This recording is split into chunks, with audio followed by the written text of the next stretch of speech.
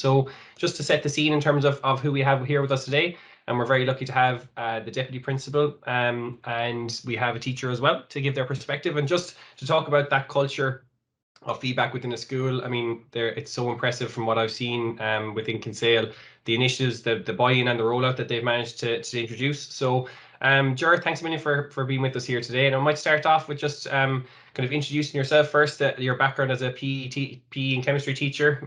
You've been in Kinsale Community School for quite a while now and have seen the progress and the strengths that you've gone within that school as well. But obviously the approach that you'd have both yourself personally and within the school of how digital technologies can really enhance the support for teachers and that knock-on effect is felt on the students. So as a starting point, maybe, Ger, it'd be good to just to hear about just a very quick intro to yourself and the school before we kick off with some of the questions.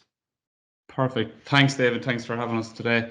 So Kinsale Community School is sole provider of education in Kinsale region. We have an enrolment of 1,340 students at the moment, which has been growing since 1996, where we would have opened with 450. So really progressive, ambitious school. We've joined the Microsoft Showcase School program in 2019.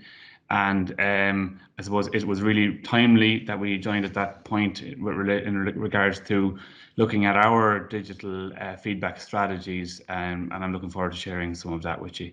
Super. Thanks a million, Ger. And I think it's really good to see the culture of feedback really coming through in schools as well. And I think it's important for people to realize as well that this isn't just something that necessarily has come up in the last year or two as well. This has definitely been a topic that's been core to an awful lot of schools as well. So in terms of yourselves in Kinsale Community School, could you maybe talk about how that journey went on in terms of feedback and how it became a priority or a focus within the school? I suppose, David, when I was kind of thinking about this question, I was like, where do you start? Because I think feedback has been, is an integral part of our teaching as far as as long as I've been involved in education anyway. But I went back to a 2011 MLL that we had in Kinsale, and I was just looking at some of the feedback from the students. And one stat that struck me was that in 10 years ago, 79% of students agreed or strongly agreed that teachers give them good advice with regards to how they can improve their learning. So I suppose that was before digital technology really took off. And I suppose Karen alluded to it there as well, that technology, it can enhance good practice, but it can't replace poor practice. And that's kind of my underlining thought when it comes to how digital technology and digital feedback can support what we're already doing. Similar in that report, 96% of parents felt that the school reports back then gave them a really good indication as to how their child was performing in school. And I suppose if I looked at a report from 10 years ago, I'd see comments like excellent, very good, satisfactory, keep up the good work. And I suppose how we've come for the last 10 years, knowing what we know now, reflecting back then, how much of an insight did that really give parents with regards to how their child was doing? So like we've come a long way from reporting structures in that time, like every school has, with the evolvement of our curriculum, etc. And the whole emphasis on formative assessment and kind of assessment for learning rather than you're excellent, where do you go from here? So I suppose that was kind of my initial thoughts going back 10 years. I'll fast forward now to 2016 when I suppose feedback really became a priority for us. In that looking at our schools document 2016, 2020, it became an integral part of our SSE practices. We'd have a weekly school self-evaluation meeting since then, and it's an opportunity for us to have a team in the school. And I suppose I'll talk a lot about that, and Eimear will share her thoughts on that as well, about having small working groups within a large school is vitally important in order to, tease something out, figure out what works, and then go to maybe your whole staff with it when you have something tried and tested, if you're looking for teacher buy-in in that regard. But like when it came to feedback, then we would have initially brought in external speakers like Anne Looney from DCU, Professor Barry Bennett. But, the most positive and the most powerful influence that we've had on our own development as a staff and as a school would be our in-school expertise and developing that over time. Through our in-house CPD model and in particular our celebration of the great teaching and learning that happens in our school through our Faith to Scola, which I'll talk about later. Brilliant, yeah, and maybe before we even go into the that kind of approach across the school, and even more before we go more specifically into the different approaches you have for senior cycle or junior cycle students, maybe just quickly you could let us know about the feedback day and how that came about, and you had a bit of luck in terms of the date that fell 2 years ago. Yeah, so the feedback day is a day for sixth year students basically. It happens after their pre-exams in March, in early March, every year.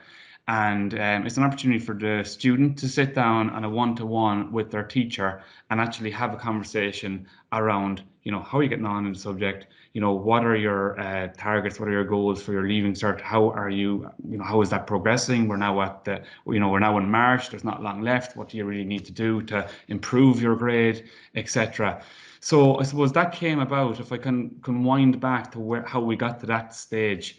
It's back around 2013, 2014, we introduced target setting and target sheets for sixth-year students. So basically, it was an opportunity for students to keep a record of how they set themselves targets first of all, that were verified by their teachers, so they were realistic, basically. And then at regular check-in points throughout the year, September, October, assessment periods, Christmas, mock exams, Easter, that there'd be a check-in with their teacher around how did they perform on the test and how are they reaching their targets? Are they on track to reach the desired grade in that subject? And part of that process then was the feedback day in sixth year. Now, the feedback day then, actually the last feedback day that we had was on the 12th of March 2020. And I think that day is etched in everyone's minds because you may recall that around 11 o'clock that morning, Leo Varadkar announced that schools were closing. And because of COVID, and we had actually planned to send our students home at 12 o'clock that day, apart from the Leaving Cert cohort. So the Leaving Cert cohort stayed back. Everyone else was gone out the door like it was the summer holidays, and the Leaving Certs were down into the gym for that one-to-one meeting.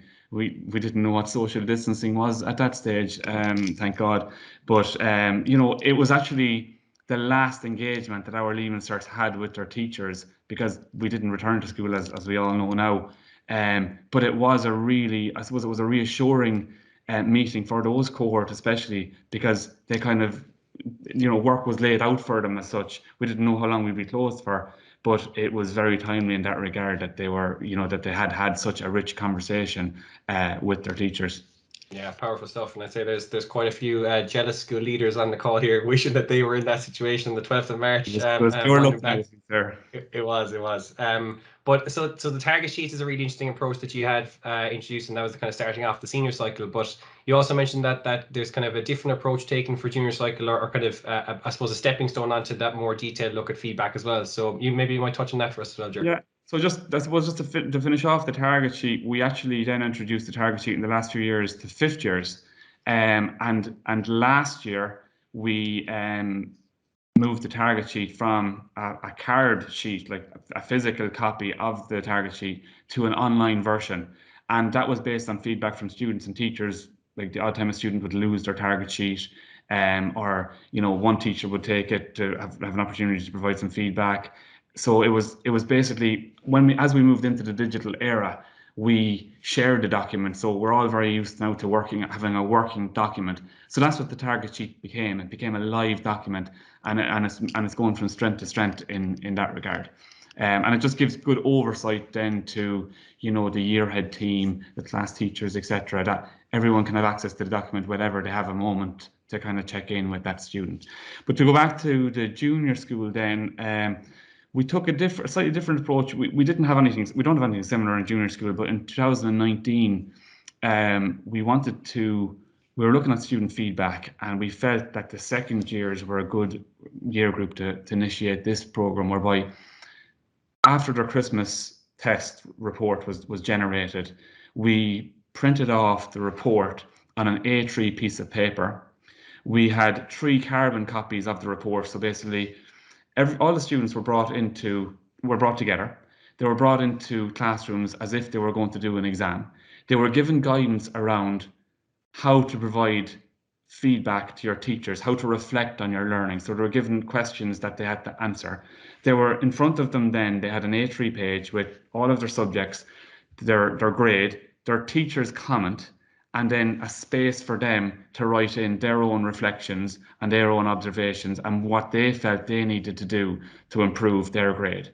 So at the end of that feedback session, then they kept the master copy. A copy went onto their student file. A copy was sent home, and a copy was available then for teachers to look at as well. So there was quite a lot of paperwork in that. Then fast forward then to 2020, and what we did then was we actually did the same thing, but we just gave them one copy of the page. We got them to take a picture at the end when they were finished their feedback, and they emailed that then to an email address that we set up, like second-year feedback at Kinsale Community School. So we had them all electronically then, and we uploaded them then to Cloud School, which is our learning management system, and they were accessible then to everybody, parents, teachers, students, etc. So I suppose it was kind of going digital, but at the same time, we did reflect at the time, could we get the students to do this at home? Could we get them to fill in their feedback on a device?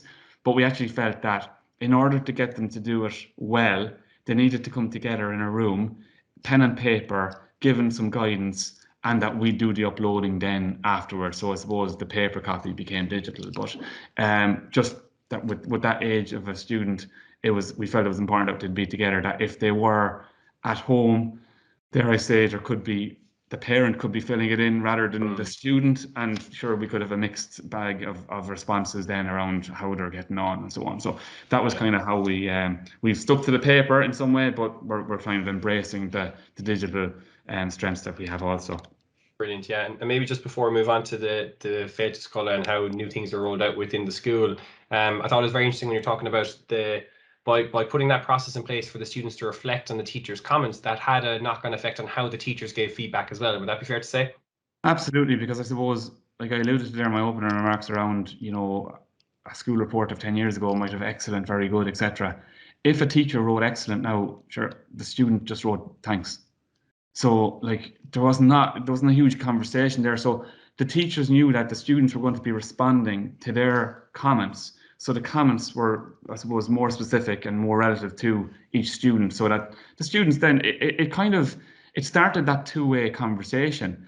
And and I know Emer probably mentioned this as well, but when we were closed because of COVID, the two-way conversation happened between teachers and students through the chat function on Teams, for example.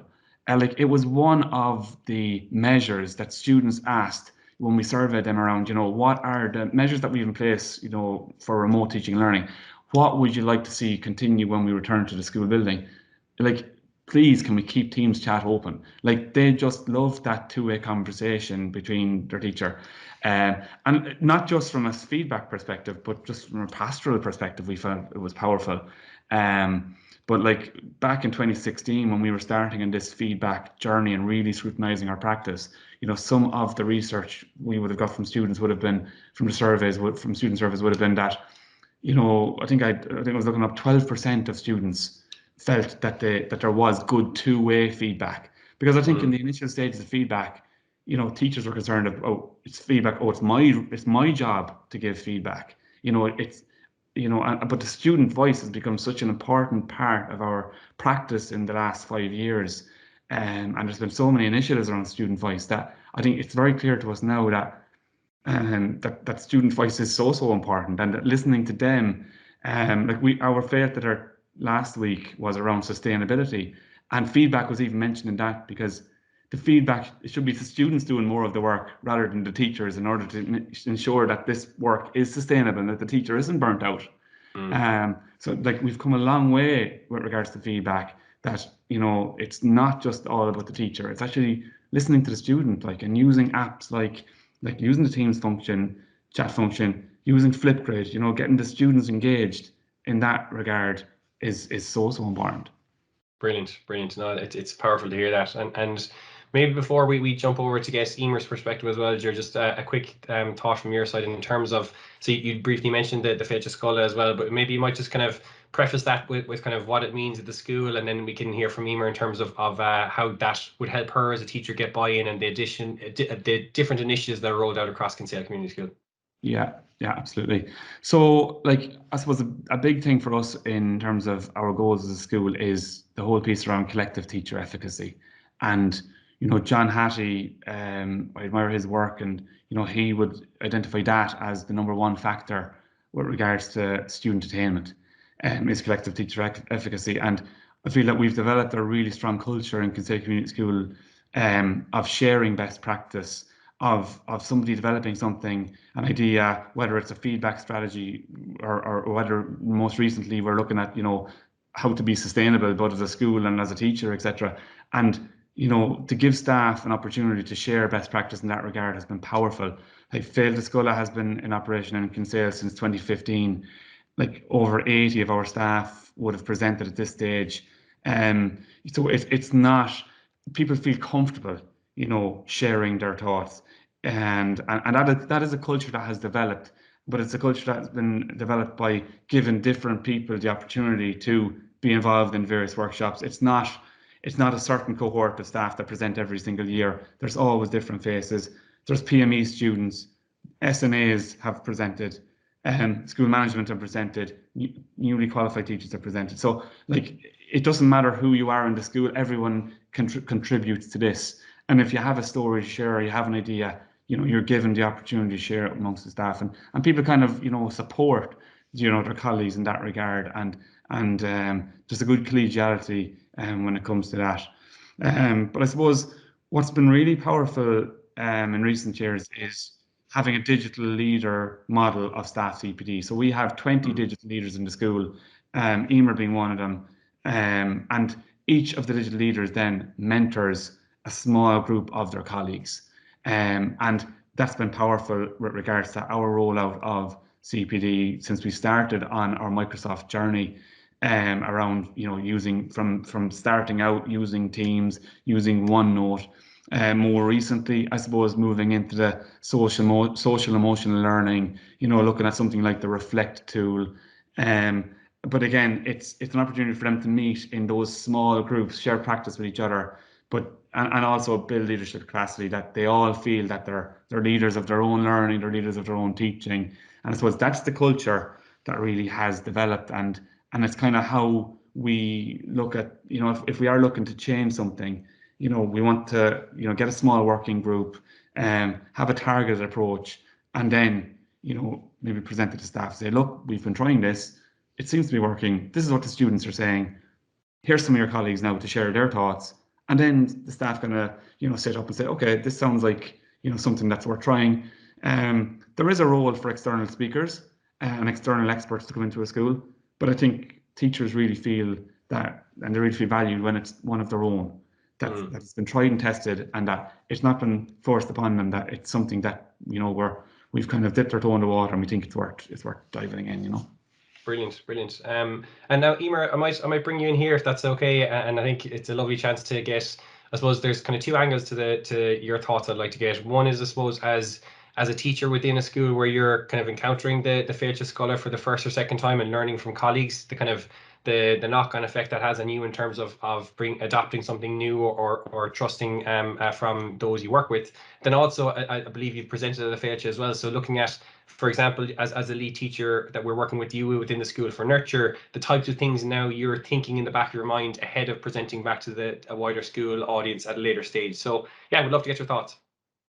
Yeah, so I suppose when I joined the school in 2018, I remember sitting down in the room and being told about Féilte Scola, and how that we were all welcome to present it. And I remember thinking, God, no, I wouldn't have anything to contribute to that. Like, I wouldn't be at that stage yet. And I suppose we're still at the beginning of our journey with Microsoft Teams and digital learning, and I just kind of got stuck in with that, and I started kind of trialing and erroring things with different class groups and seeing what worked, what didn't work. And one of the things we were looking at was like feedback, and starting the conversation with students and engaging them and forcing them to kind of reflect on their own work that they had submitted, and to take a little bit of ownership. And that's one of the areas that I presented at Féilte with then. So I was looking then at like feedback with students, and I suppose it's probably it's a great practice, like, you know, that like when you look at, you have one of your own colleagues then up presenting, and you're kind of more likely to listen, and you can take like small little bits away. I think like FAILTA is great because there's always small little bits of information that you can take away. It's someone that you can go to again and say, look, I really enjoyed that. I thought that was really interesting. And it's a point that you can maybe strike up a conversation with them over a cup of coffee. It can become like, you know, an informal chat, or can you show me how you did that again? And that's what I found like was one of the things from FAILTA that I really enjoyed. That was people were asking me after, like, oh, could you show me how to use OneNote, or could you show me how to use Teams, or to set up a class notebook? And it was a great way to immerse myself into like a huge staff, and as well like to strike up that conversation and the professional conversation then, and to teach each other's then. And I kind of just expanded it out into different departments then, because my own background is home ec and Irish. So I suppose a lot of the teachers that were getting involved were naturally then of like maths and science background, and I suppose a lot of the features like naturally lend themselves to that. So the fact then that, you know, in my own department in Irish, I was able to show them then different ways that we could use it, and the different functions and the different possibilities that we could use. And now a lot of our department are using it for junior cycle, for you know, for the CBA 1 and for the presentations, and then for senior cycle for shop pick tours. Like you've the ability to voice record for the oral, which is 40%. Like, you know, so we've all adopted that approach now. So it's great, you know, that it's going across different departments, and it's not just stuck with one, I suppose, subject area or anything like that.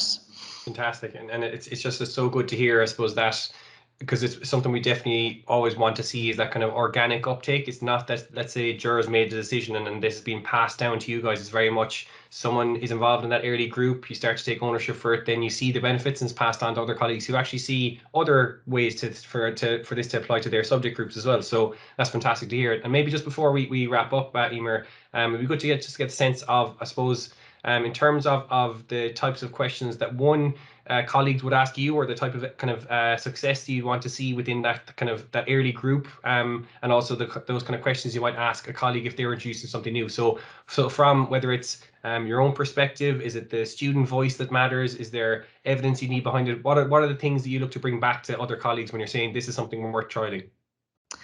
I suppose like you need to be benefiting yourself, the teacher, and you need there to be a benefit for the student, because I suppose if it doesn't benefit the student, like it's going to create more havoc for you inside in the class. Like, you know, if something doesn't work, or if something's taking them a long time, they're not going to buy into it either. So, you know, it needs to be mutually beneficial, I suppose, for teacher and student. So being able to have trialed something, like either myself or if someone else has trialed it, you know, I can say, oh, what's the benefit of it? Like, what is it going to do for me? What's it going to do for the student?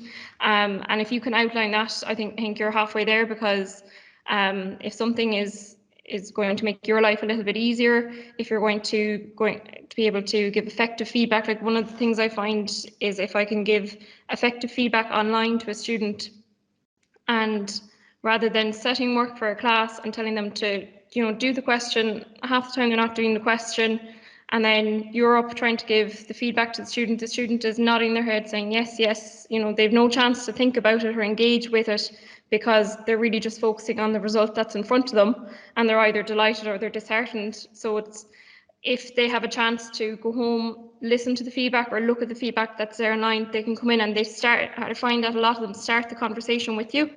So they say, why didn't I get that? Or what can I do here? You know, and if I do this, will I get that grade, and will I improve this way? So if you can identify that as a benefit to the teacher straight away, I think you're halfway there.